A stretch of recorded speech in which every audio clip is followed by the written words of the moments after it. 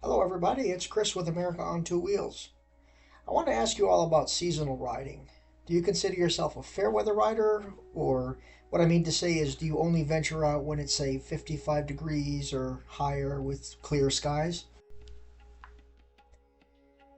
Or are you one of those who will dress for the weather and then ride as long as the pavement is free of ice and snow? There has to be a limit on when you ride, right? I mean, what is yours?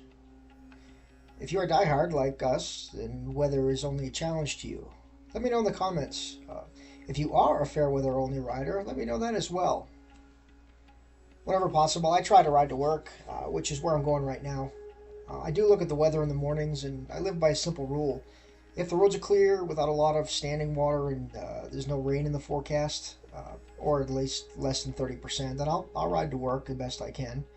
Certainly a heck of a lot cheaper than it is to fill my truck and drive that beast back and forth. Obviously, if it's only already raining, I won't risk it. I'll just take my truck instead. But the current temperature right now in this video is 26 degrees. The cold does sting a little bit on days like that, but if you take the time to prepare for the ride with a decent set of riding gear and a good base layer, you'll find it to be much more enjoyable. I've seen tons of products out there that people have that help them battle these elements, such as heated vests, some gloves. There's heated gloves. There's even heated socks. I used to use some of those when I was hunting back in the day, but unfortunately, I don't have any of that right now. I just have a good base layer and a good set of riding gear. Um, I do have a nice warm pair of gloves. I have also have a set of gauntlet gloves, which kind of cover my wrist and helps keep the wind out from going under my sleeves. Uh, Many motorcycles have heated grips and seats.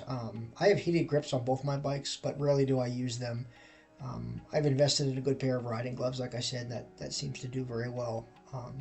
And wind protection is obviously a big factor for me. I've got the Pan America has a lot less wind protection than the BMW. The BMW is tremendous at blocking the wind. It really makes it more enjoyable. But I tend to swap back and forth on bikes. Today I'm riding the 2022 Pan America, and then the next day I'd probably ride the BMW just to rotate them and keep them from getting jealous of each other.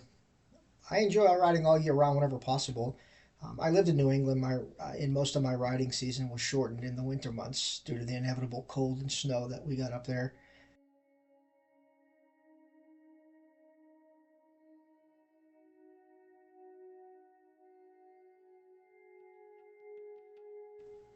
We get snow and ice here in western North Carolina. Sometimes it'll hang around, but usually not for too long. As I said, as long as the roads are clear, I'll still ride when I can. I just did a group ride with some friends of mine on January 1st. There is a video about that. I'll try to put a link in this. But Patrick of Motor Ramblings and Roger of Riding the Thin Lines YouTube channels, they asked me to join them on their New Year's Eve traditional ride. And I'm glad I went. We had a great time. It was a total turnout of about 7 people, which was fantastic. The weather was chilly, but the roads were amazing and the sun was shining. Couldn't ask for a better time. Um, I really enjoy living in Western North Carolina. This is definitely some of the best year-round riding I've done. Um, I enjoy exploring both on pavement and off pavement. I'm going to try to do some more videos off pavement in the coming weeks here, and if you look forward to seeing that, I'm definitely going to share that with you.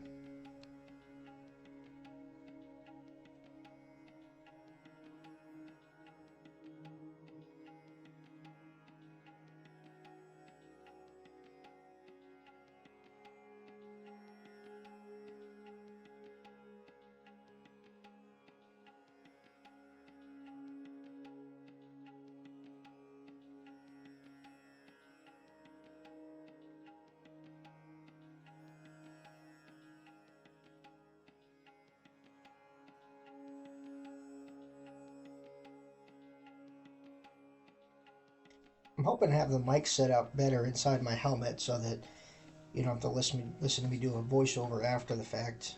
This has gotten annoying. This is definitely a learning curve for me. I'm still trying to figure out the new software. I'm currently using the DaVinci Resolve system, which is a great system. It's just very complicated and much more advanced than I am. So I'm going to do my best. The next videos should have helmet audio in them, and I'm hoping to get up with Patrick and Roger and Frank of One Old Man Riding and pick their brains a little bit about how best to set the audio up and to get better angles.